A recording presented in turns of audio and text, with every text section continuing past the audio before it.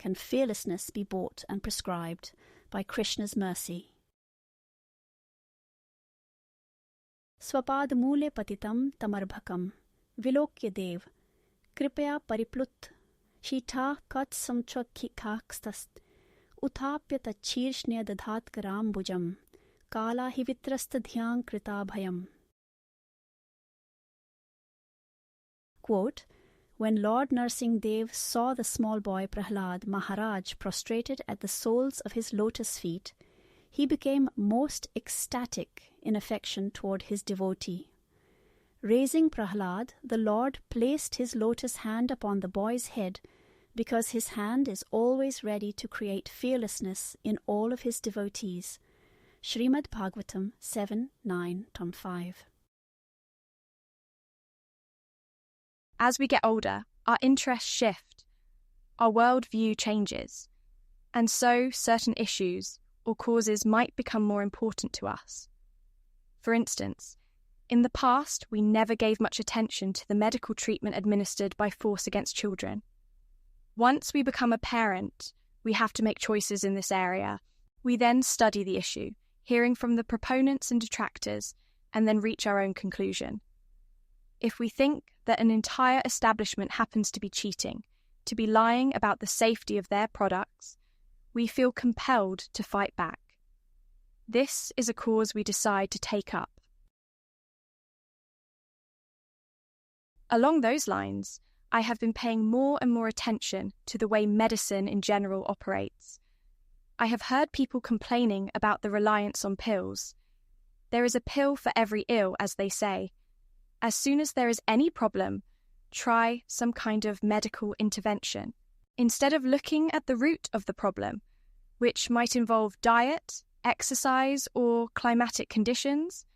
Just try the latest medication. If that doesn't work, try even more medication. Double it up. It is like a worldview where health is bought instead of earned. Healing treatments are purchased instead of practiced. This criticism appeals to me. I know that many of my own ailments went away after I made certain lifestyle changes. Perhaps the impact wasn't as swift, but at least I am not taking pills for the rest of my life. I solved the problem on my own after carefully examining the situation. This leads me to the subject of bhakti yoga. The promise here is to heal the condition known as transmigration of the soul. All our problems begin with birth is the premise. If we stop rebirth, we stop our problems. If thinking in terms of categories, there are 4 primary points of distress: eating, sleeping, mating, and defending. That last distress is equivalent with fearing. Every animal-like living being has fear, to some degree. In aligning with the viewpoint described earlier, there is not supposed to be some magic pill that removes the condition of rebirth. Bhakti Yoga is a way of life. His Divine Grace A.C. Bhaktivedanta Swami Prabhupada translates that Sanskrit term as Krishna consciousness. We are trying to change consciousness, which involves changing our activities, our objectives, and the way we respond to events. That is fine and good, but then how do you explain what happened with Prahlada Maharaja? It is said that Narasimha, who is an amazing avatara of the Supreme Lord, touched Prahlada on the head. This immediately removed any fear in the son of the Daitya king. Prahlada was only 5 years of age. Is this not an instance of administering medicine? The fearlessness was essentially prescribed and administered directly by the greatest healing practitioner. If fear can be removed by the touch of Vishnu, why is the same touch not available to everyone else? Why not simply go around and touch every living being on the head? Then their fear would go away. Do you see what I am saying? There is always a scientific mechanism to the transformation.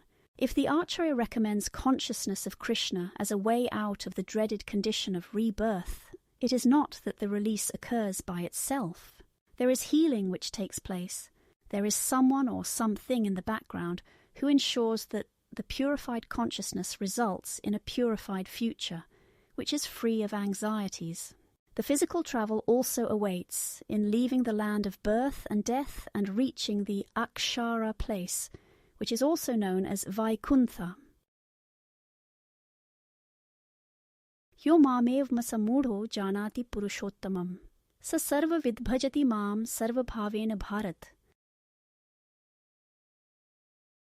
Quote, whoever knows me as the Supreme Personality of Godhead, without doubting is to be understood as the knower of everything, and he therefore engages himself in full devotional service, O son of Prat.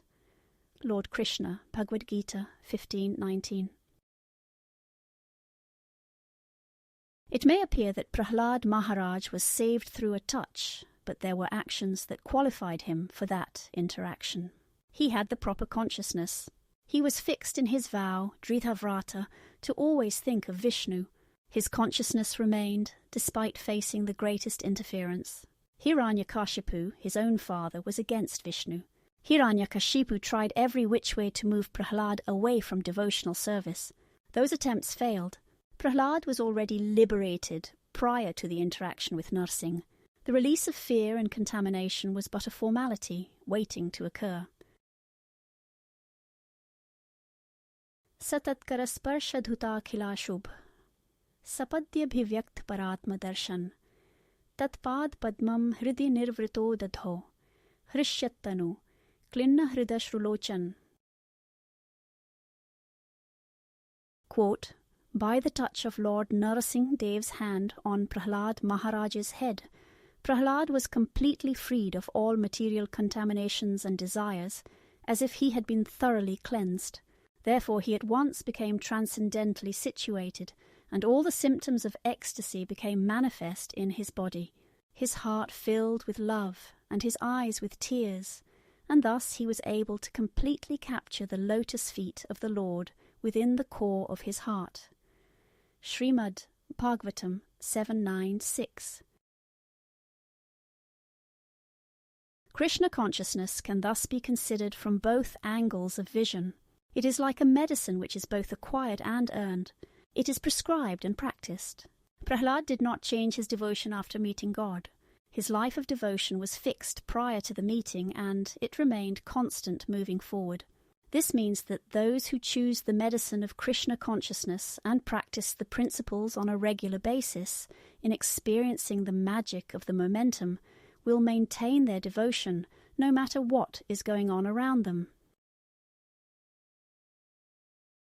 In closing,